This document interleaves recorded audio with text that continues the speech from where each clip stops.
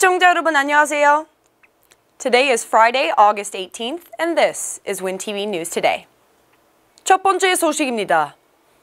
On the 17th, at the United Nations Security Council meeting, North Korean defector Kim Il-hyuk delivered a powerful speech expressing his condemnation of North Korea's human rights abuses. This was the first time in 6 years that North Korean human rights were on the agenda at a UNSC meeting. 탈북 청년이 유엔 안전보장이사회 공식 회의에서 북한의 인권 침해 실상을 고발하고 김정은 북한 국무위원장을 향해 일침을 날렸습니다. 탈북한 후 한국 외대를 다니는 김일혁 씨는 17일 개최된 유엔 안보리 회의에 참석해 북한의 인권 문제에 대해 증언했습니다. 2017년 이후 6년 만에 북한 인권 문제를 안건으로 다룬 것입니다. 이 안건에 반대할 것으로 예상됐던 중국과 러시아가 반대 입장을 밝히지 않으면서 북한 인권 문제가 안보리 공개회의에서 안건으로 상정돼 절차 투표 없이 채택됐습니다. 이에 한국과 미국은 북한이 인권을 억누르고 핵무기를 개발하는 등 국제 안보를 위협하고 있다며 공세를 펼쳤습니다. 앞서 중국은 안보리가 인권 문제를 다루는 건 권한 바뀌고 북한 인권 논의는 대립과 적대감을 심화시킬 뿐이라고 주장했었습니다. 이날 회의에 나온 탈북 청년 김 씨는 회의에서 북한 주민에겐 인권도 표현의 자유도 법치주의도 없다며 정권에 반대하는 사람은 정치 수용소에 끌려가 죽을 때까지 노역에 시달린다고 증언했습니다. 황준국 주 유엔 대사는 북한 정권은 정치적 목표 달성을 위해 인권 유린을 통치의 중요한 수단으로 활용하고 있다고 말했습니다. 주 유엔 미국 대사인 린다 토머스도 유엔 안보리 결의안 다수를 위반한 핵무기들은 인권 억압과 잔혹함을 그 동력으로 삼고 있다고 지적하기도 했습니다. 한편 김일혁 탈북 청년을 수행하고 통역을 담당한 한미동맹재단 USA 관계자는 6년 만에 안보리에서 북한 인권회의가 열린 것 자체가 너무 뜻깊었다며 무엇보다 중국과 친밀한 UAE, 모잠비크 등도 북한 인권에 대한 우려를 표명하는 등 국제사회의 관심이 훨씬 높아진 것을 체감할 수 있었다고 전했습니다.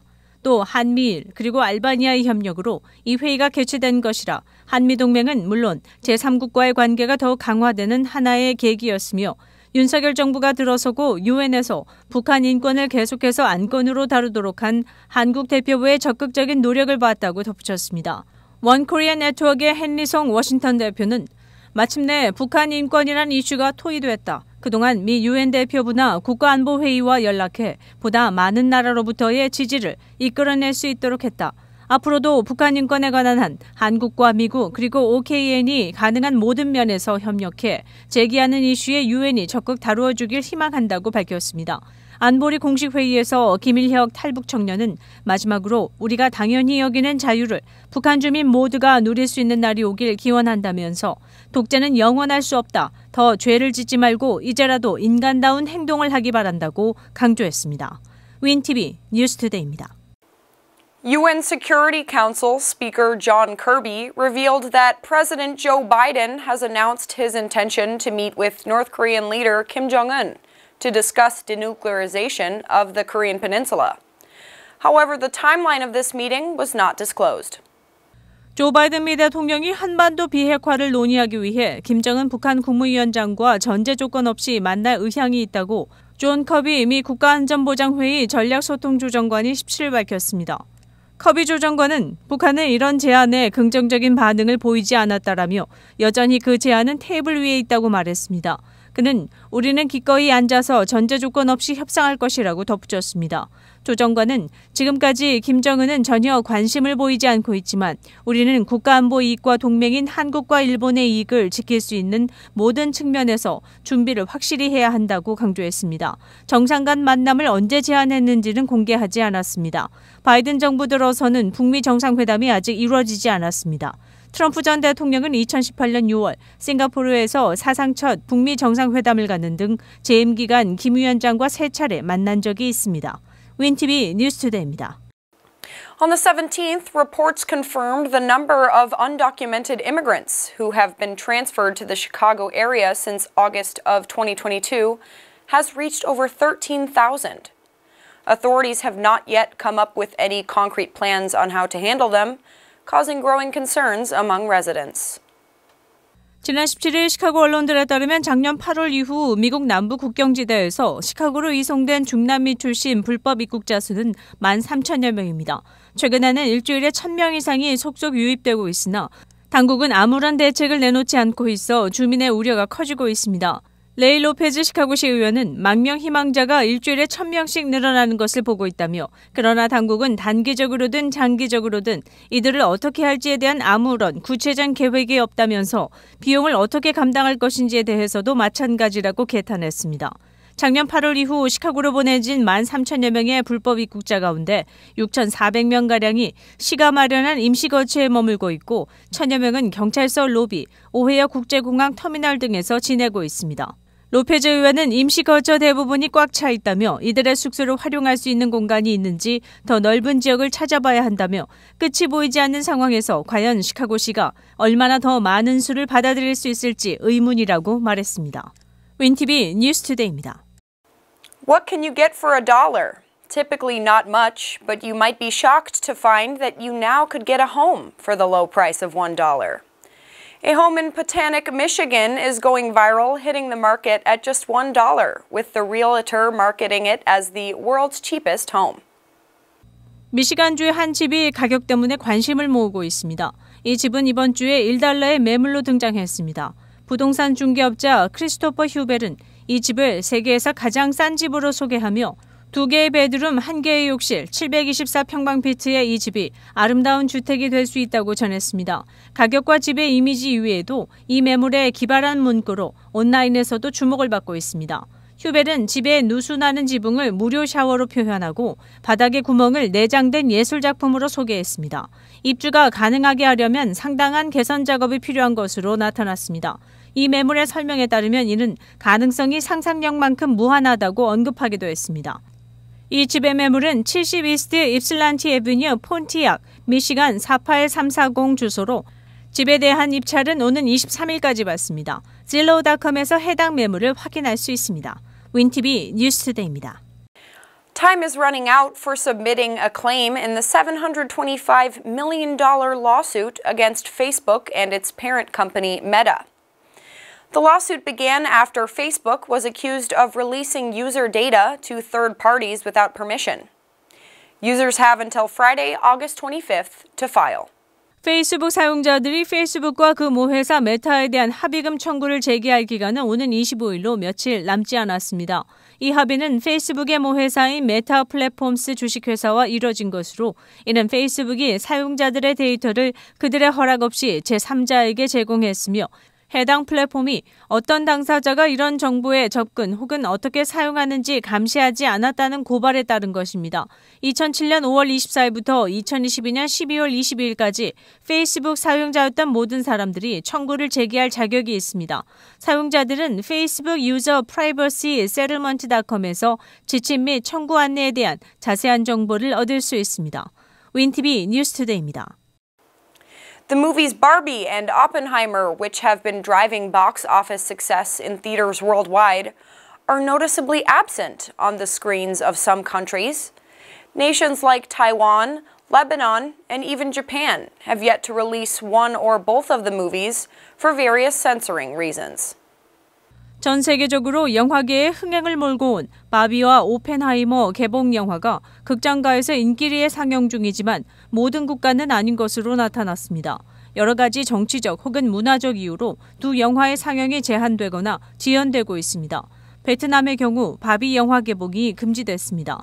이유는 중국이 남중국해에 일방적으로 설정한 영해 기념인 구단선을 영화에 표시했다는 것입니다. 이에 개봉을 금지했습니다. 필리핀은 위에 영해 개념인 구단선을 흐릿하게 고치는 조건을 붙여 개봉을 허가했습니다. 레바논, 쿠웨이트, 알제리 등의 국가는 이 영화가 동성애나 성전환 등을 조장한다는 이유로 개봉 금지했습니다. 오펜하이머 영화도 비슷합니다. 영화 소재인 원자폭탄에 민감한 국민 정서 때문에 일본은 개봉일이 미정인 상태입니다. 중국의 경우도 오펜하이머 영화 중 선정적이고 폭력적인 장면에 대한 검열로 인해 개봉이 지연되고 있다는 소식입니다. 윈TV 뉴스투데이입니다. Chicago-based publicist and former representative of Kanye West and R. Kelly, Trevian Kutti, has been indicted alongside Trump and 17 others for efforts to try and unlawfully overturn the 2020 election results in Georgia. Charges allege that Cuddy deceived election official Ruby Freeman and lied about her identity. 시카고를 주 무대로 활동하는 트레비안 쿠티란 여성이 화제입니다. 남다른 패션 감각에 당당함을 뽐내는 것으로도 알려진 인물입니다. 지금은 이해로 이름을 바꾼 카니에 웨스트의 홍보 담당자로 시카고 언론에는 낯이 익숙합니다. 트럼프의 골수 지지자인 그가 트럼프 전 대통령과 함께 조지아주 대선 결과를 뒤집으려는 시도에 가담한 공범으로 다른 17명과 함께 조지아주 검찰 공소장에 이름을 올렸습니다. BBC 방송에 의하면 그녀는 조지아주 풀턴 카운티의 선거 사무원으로 일했던 모녀를 협박한 혐의를 받고 있습니다. 공소장에는 쿠티가 조지아주의 대선 개표 결과를 변경하려는 음모에 도움을 주었다고 기재돼 있습니다. 쿠티는 애틀랜타까지 와서 투표 사무요원 루비 프리먼을 접촉, 자신을 개표 집계기 문제 해결에 도움을 주기 위해 파견된 위기 담당 매니저라고 속였습니다. 그 후 선거 사무요원 프리먼과 딸이 조작한 18,000표를 집표기에 넣어 계산하는 바람에 트럼프가 낙선한 것이란 주장을 했습니다. 이 모녀는 지난해 미 하원 청문회에 나와 이 같은 거짓 주장들 때문에 공포 속에 살아가야 했다고 진술한 바 있습니다. 쿠티 외 공범들은 프리먼이 선거 사기를 저질렀음을 시인하도록 거짓 진술서 견본까지 작성하고 압박하는 방안을 논의한 것으로 검찰은 보고 있습니다. 월스트리트저널은 이번 기소 사건 재판에서 풀턴 카운티 법원은 스콧 메가피란 젊은 판사에게 배당했다고 전했습니다. 미국의 주 법원 판사 평균 나이가 60세에 가까운데 스콧 판사는 34세의 나이로 상당히 젊은 편이라고 덧붙였습니다. 윈TV 뉴스투데이입니다.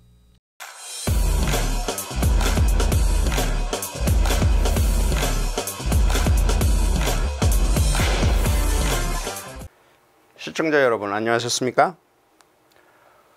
오늘은 팁 바가지 이야기입니다.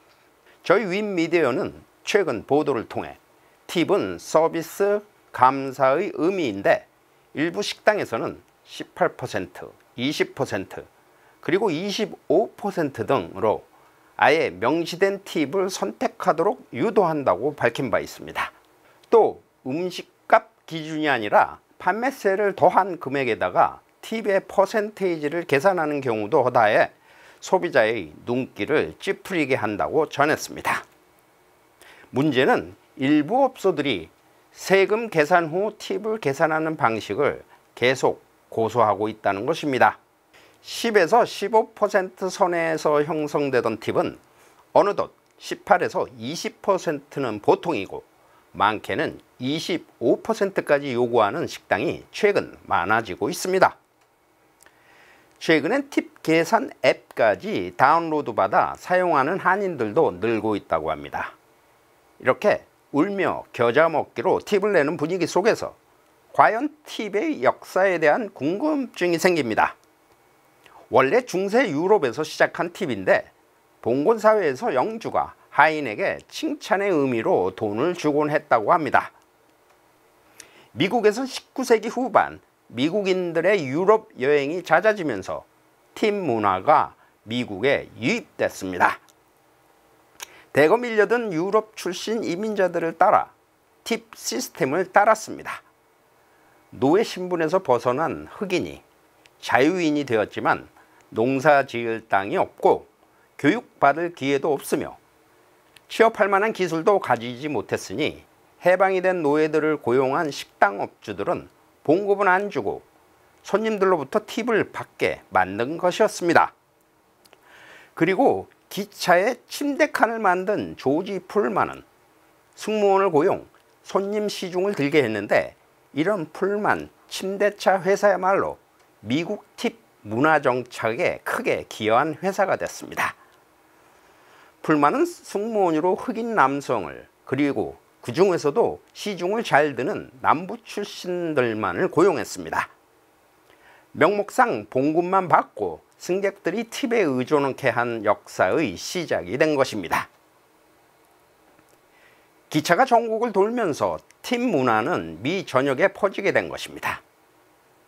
이런 슬프다면 슬픈 역사를 지닌 팁 문화가 이젠 소비자에게 제법 부담이 큰 아이템으로 등장해 버렸습니다. 고용주가 종업원에게 충분한 봉급을 주어 팁의 의존도를 낮추어주면 어떨까요?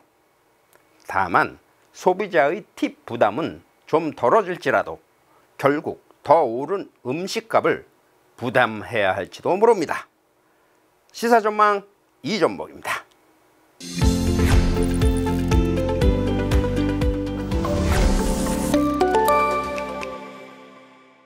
뉴스를 마칩니다.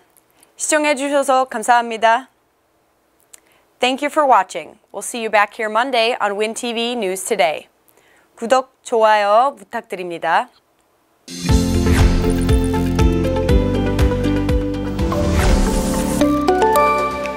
시카고 한인동포 일간지 한국일보는 전자신문으로도 배포됩니다.